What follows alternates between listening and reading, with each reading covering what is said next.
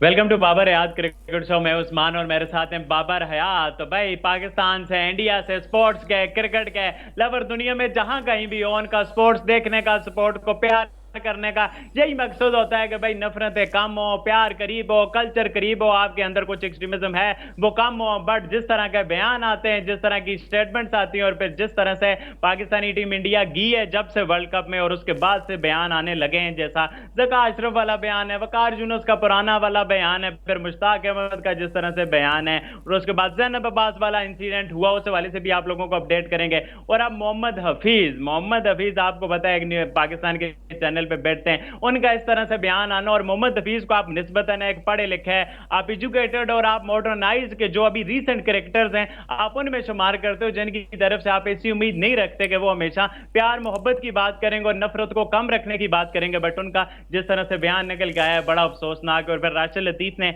जो उस पर किया है, उनको रीबटल किया है जबरदस्त किस्म का, सारा आप लोगों के साथ डिटेल से बताएंगे। और उसके अलावा पाकिस्तान के एक और फॉर्मर क्रिकेटर सरफराज नवाज का, मतलब कि उनका तो मुझे दिल से बहुत ज्यादा एक टूटना महसूस हुआ कि यार ये क्या बात कर दी, ये कैसा बयान दे दिया, अजीब से ही उन्होंने बयान दिया, बहुत ही अजीब सा लगा है इस पाकिस्तानी के भाई इंडियन टीम के बारे में और इंडिया के बारे में आप इस तरह का बयान देते हो, तो उस बारे में भी बात करेंगे। फिर जैनब अब्बास के हवाले से भी अपडेट आई है, उनका भी एक आहर आया है कि उन्होंने भी रिस्पांस दिया। सभी देख रहे थे कि वो रिस्पांस क्यों नहीं कर रही, रिस्पांस क्यों नहीं कर रही, तो फाइनली उन्होंने भी रिस्पांस किया, उस बारे में भी आप लोगों के साथ बताएंगे। वीडियो अच्छी लगे तो चैनल को सब्सक्राइब करके बेल आइकन पे क्लिक करना। बाबर भाई, हम तो एज स्पोर्ट्स लवर बहुत डरते हैं, सहमते हैं कि मजहब का हल्का सा टच ना आ जाए, एक्सट्रीमिज्म का हल्का सा टच ना आ जाए, हल्की से भी बात निकल जाए। बट मोहम्मद हफीज और पाकिस्तान के कुछ लेजेंड्स मतलब ये केयरफुल नहीं होते, ये क्या इशू होता है बाबर भाई? हाँ, देखिए ये बिल्कुल अनफॉर्चुनेट है कि हम लोगों को क्रिकेट के अलावा दूसरे मौज़ूआत के ऊपर बात करनी पड़ रही है। हालांकि इस वक्त वर्ल्ड कप हो रहा है तो हमें असूलन तो हमें सिर्फ क्रिकेट के ऊपर बात करनी चाहिए, लेकिन जब इस तरह के मौज़ूआत सामने आते हैं तो फिर उसके ऊपर बात करनी पड़ती है, क्योंकि सोशल मीडिया, डिजिटल मीडिया पे ये बात डिस्कस हो रही होती है और हमारे व्यूअर्स भी जानना चाहते हैं कि हमारा इस हवाले से पॉइंट ऑफ व्यू क्या है। तो सिर्फ मजबूरन इसके ऊपर बात करते हैं, अदरवाइज़ हमारा कोई मूड भी नहीं होता कि इस तरह के मामलात के ऊपर बात करें, क्योंकि बहुत सारी खबरें होती हैं कि जो आपको जिनके ऊपर बात करनी होती है। अभी अभी मुझे आईसीसी की जानिब से ईमेल जो आती है उनके मीडिया डिपार्टमेंट की तरफ से वसूल हुई है, और उसमें भारतीय क्रिकेट फैंस के लिए बड़ी अच्छी खबर आई है कि जो शुभमन गिल है उनको player of the month ICC का घोषित कर दिया गया। घोषित करने कहते हैं ना जी। हाँ, हमें भी घोषित थोड़ी थोड़ी हिंदी करिए। आ गई है। तो उनको जो है वो आईसीसी का प्लेयर ऑफ द मंथ का अवार्ड दे दिया गया है, जो कि एक बड़ी ज़बरदस्त खबर है। मतलब इसको हमें डिस्कस करना चाहिए कि क्या कमाल का टैलेंट है ये नौजवान जो है, मुझे तो बहुत पसंद है। I really love him. और जिस तरह जोश और जज्बे से वो खेलता है और फिर निडर है, दलेर है, ये चीज़ बड़ी कमाल की और क्लास भी है उसके पास। तो मेरे ख्याल में मेरी तो ख्वाहिश है कि इस तरह के पता नहीं कितने अवार्ड्स इस नौजवान को मिलेंगे आगे फ्यूचर में, आने वाले फ्यूचर में। और ये इंडियन क्रिकेट का लेजेंड इन मेकिंग है। आगे जाके लोग समझते हैं कि ये प्रिंस इसीलिए कहा जाता है ना कि किंग के बाद अगला नंबर प्रिंस का होता है।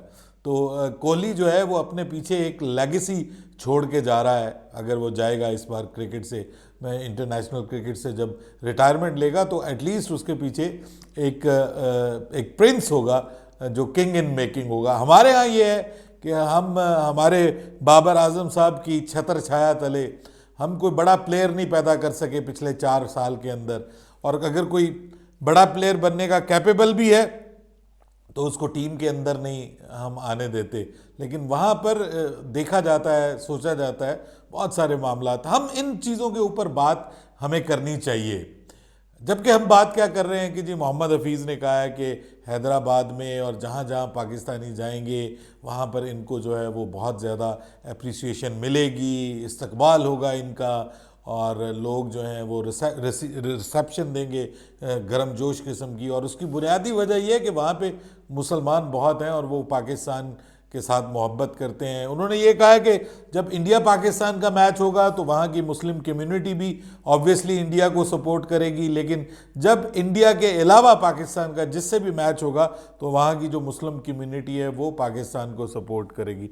आई थिंक सो यहाँ पे ये जो मुस्लिम कम्युनिटी का लफ्ज़ अगर ना भी इस्तेमाल करते और कहते कि इंडियंस फिर पाकिस्तान को सपोर्ट करेंगे, जैसे यहाँ बहुत सारे पाकिस्तानी ऐसे होते हैं कि अगर इंडिया का मैच किसी दूसरे मुल्क के साथ हो रहा हो तो वो सपोर्ट कर रहे होते हैं इंडिया को। ऑस्ट्रेलिया के साथ आपको पता है इंडिया ने जो ऑस्ट्रेलिया में सीरीज़ जीती थी वो हम सब लोग इंडिया को सपोर्ट कर रहे थे। वहाँ पे आपको पता है कि नस्ल परस्ताना किस्म के कुछ जुमले भी बोले गए थे। इसको ख़ास तौर पे सिराज के हवाले से कोई वहाँ पे ऑस्ट्रेलियंस जो तमाशाई थे उन्होंने बात की थी, तो हमने उसको शदीद कंडेम किया था कि ये नहीं होना चाहिए। मतलब ये रंग की रंगत के मामलात, ये नस्ल परस्ती, ये रिलीजन, इसके बेस के ऊपर बात नहीं होनी चाहिए। और फिर जवाब दुरुस्त दिया उसका जो राशिद लतीफ़ एक वेरी सेंसिबल पर्सन, और उनको पता है कि आप नेशनल मीडिया के ऊपर बैठे हुए हैं, आप पीटीवी स्पोर्ट्स के ऊपर बैठे हुए हैं, तो आप इस मीडिया के ऊपर इस तरह की बात नहीं करनी चाहिए आपको। और उन्होंने ठीक कहा, उन्होंने कहा कि जब हम बेंगलोर गए थे तो हमें भी बहुत ज़बरदस्त इस्तकबाल हुआ था और हमारे रोड के इर्द गिर्द जो लोग खड़े हुए थे हमें ये नहीं पता था कि उनमें से कौन हिंदू है, कौन सिख है, कौन मुसलमान है, तो हम तो उनको क्रिकेट फैंस के तौर पे ले रहे थे और यही करना चाहिए। बहुत ज़बरदस्त जवाब दिया राशिद लतीफ़ ने कि जब आप देख रहे हैं ना सर, आपको पता है कि हमारी तो शक्लें भी मिलती हैं, इंडियन पाकिस्तानी एक ही ओरिजिन है ना, हम तो एक ही वो मिट्टी से बने हुए लोग हैं, तो रंग रूप भी एक जैसा है, कोई सांवला है, कोई थोड़ा सा काली रंगत है, कोई थोड़ा गोरा है, वो मिली जुली गंदुमी रंगत है, व्हीटिश कलर्स हैं, तो वो पता नहीं चलता कि ये कौन है भाई, ये पाकिस्तानी है, ये इंडियन है। एक साथ बैठे हो तो आपको पता ही नहीं चलेगा, आप लगेगा कि एक ही लोग हैं, एक ही जगह के लोग हैं।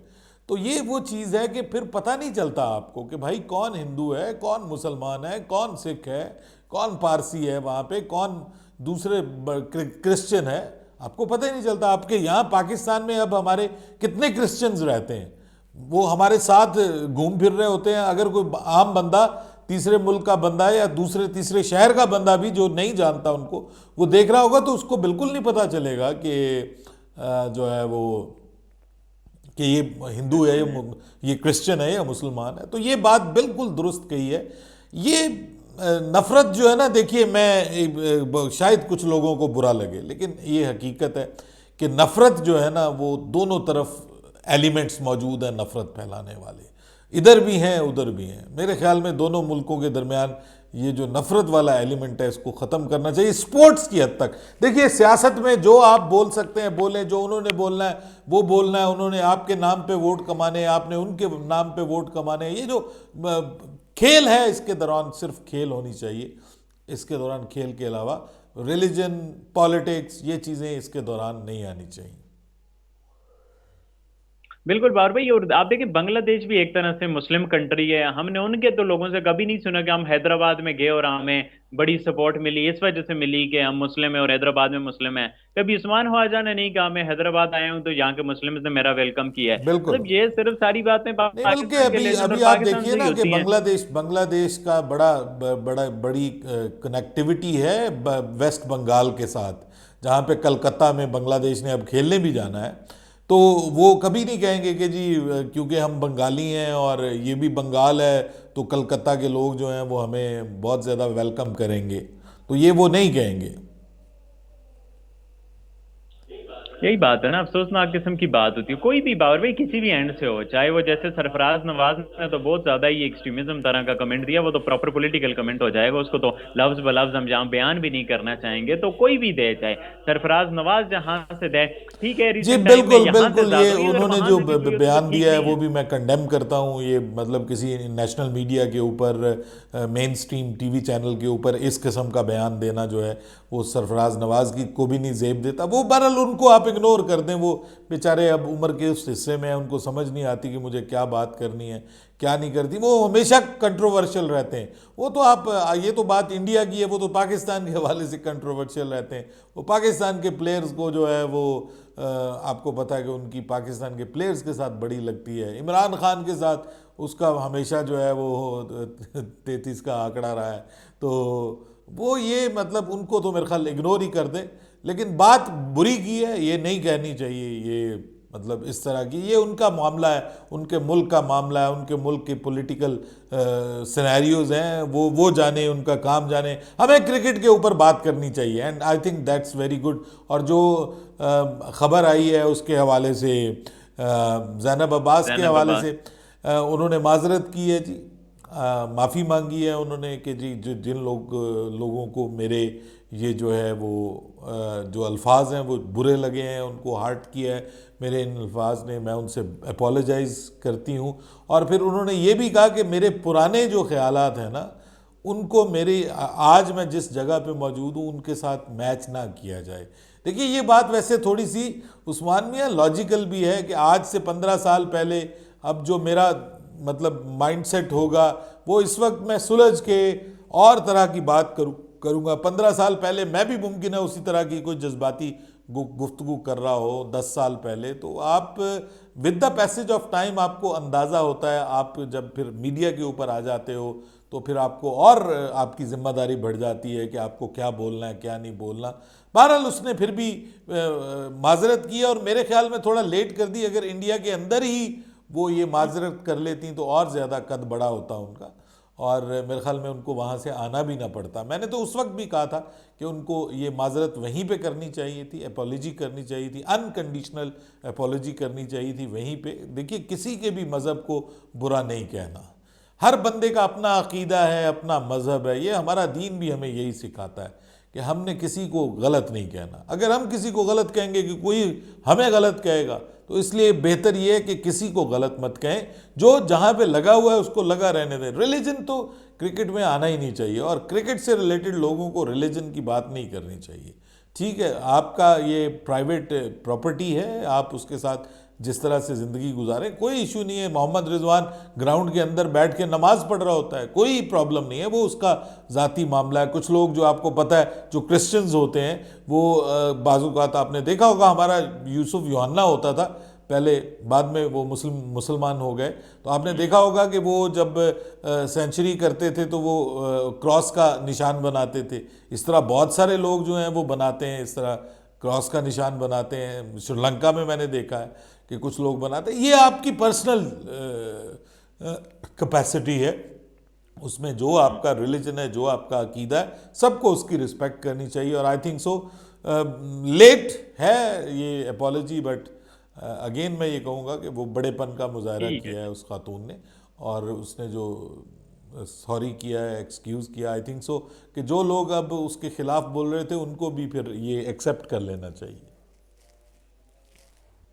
बिल्कुल बाबरू, ये लोग मूव ऑन कर जाते हैं। अगर आप दिखाएं, मेरा हाल थोड़ा प्रेशर में आ गई कि मतलब सडनली वो शिकायत होना, और आप एक्सपेक्ट नहीं कर रहे होते ना कितना जल्दी जल्दी होगा, फिर एक और हो तो फिर फैमिली, और आप बड़े इमोशनल भी हो जाते हो रिगार्डिंग अपनी फैमिली, दोस्तों के, बच्चों के, तो वो वाला सिनेरियो भी हो जाता है। बहरहाल जी, आप लोग बताओ, आप लोगों का इस सारे सिनेरियो पे क्या पॉइंट ऑफ व्यू है?